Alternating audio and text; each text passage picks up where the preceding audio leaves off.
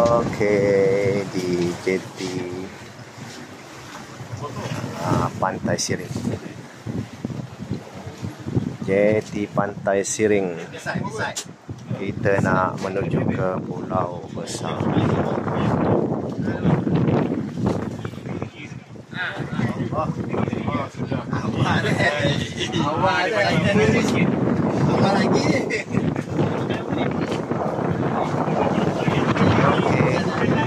Di jeti Pantai Siring kita nak bertolak ke Pulau Besar lah.